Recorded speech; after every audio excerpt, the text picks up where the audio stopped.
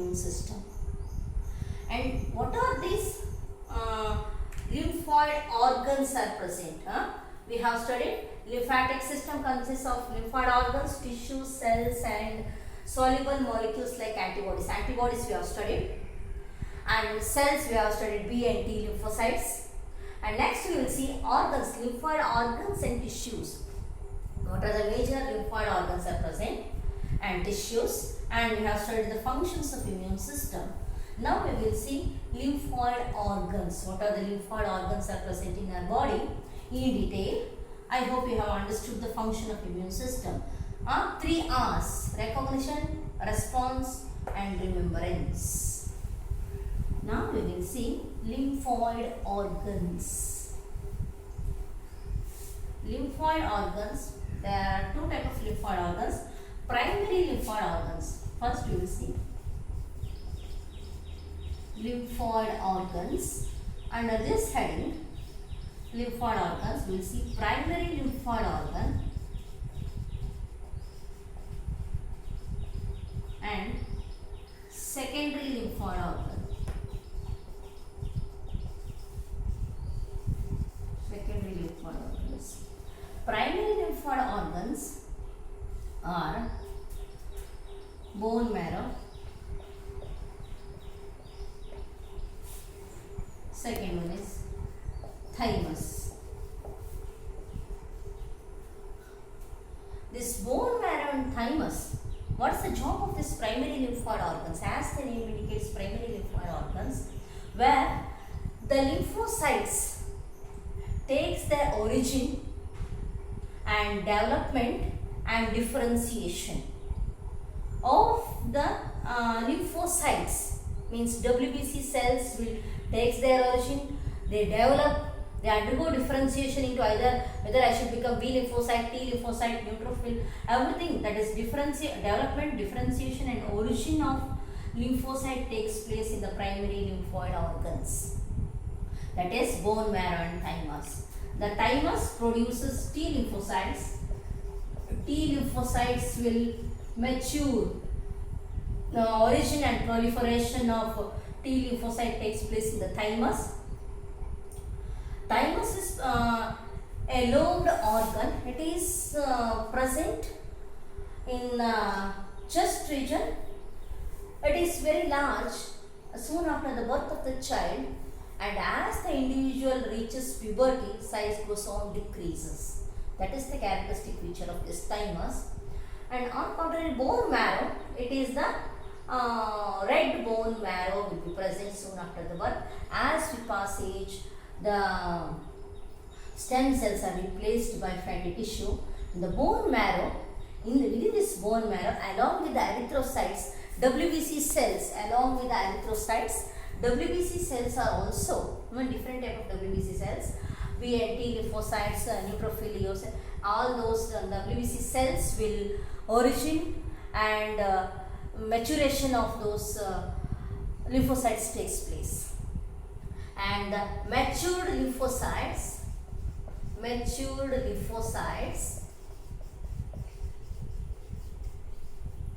from this primary lymphoid organ reaches the secondary lymphoid organ. What are those secondary lymphoid organs? Secondary lymphoid organs, a list is there. First one is spleen,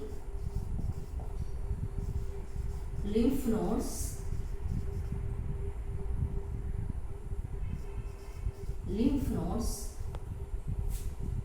tonsils, Peyer's patch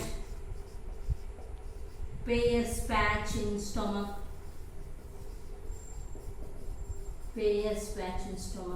and appendix.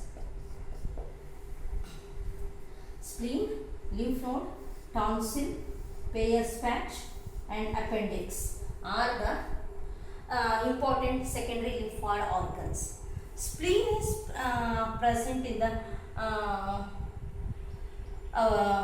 abdominal region.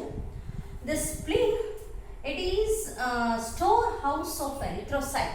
Spleen is a storehouse of erythrocyte. Along with that, all the matured lymphocyte will come here for the interaction. Now, what is the job of secondary lymphoid organs?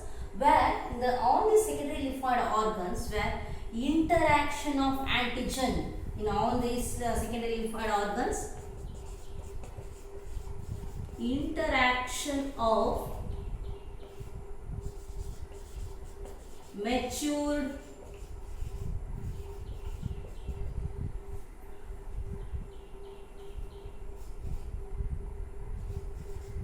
leukocytes, matured leukocytes with pathogen will occur. No? Secondary lymphoid organ is a region. It may be spleen, lymph node, tonsil, Peyer's patch or appendix, or along with that we will see mucus associated lymphatic tissue. In all this area, there is a direct interaction of pathogen and these leukocytes takes place. Means the leukocytes start fighting against a pathogen in these secondary lymphoid organs.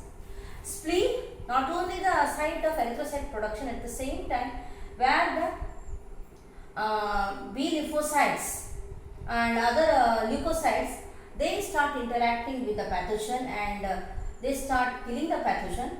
And lymph nodes, this is present in the entire immune system here and there. Erythrocyte production and immune system cells interaction with pathogen or antigen takes place. The lymph nodes are present all along the length of the immune system, and these lymph nodes are small nodular structure, which helps in the trapping the pathogen, and thereby the leukocytes present in that go and attack and neutralize the pathogen. Tonsils, which are present in this pharyngeal region, Peyer's patch present in the stomach and appendix, they also start interacting with the pathogen and neutralize it. And along with that, mucus associated lymphatic tissue present in our gastrointestinal tract, respiratory tract and urinogenital tract.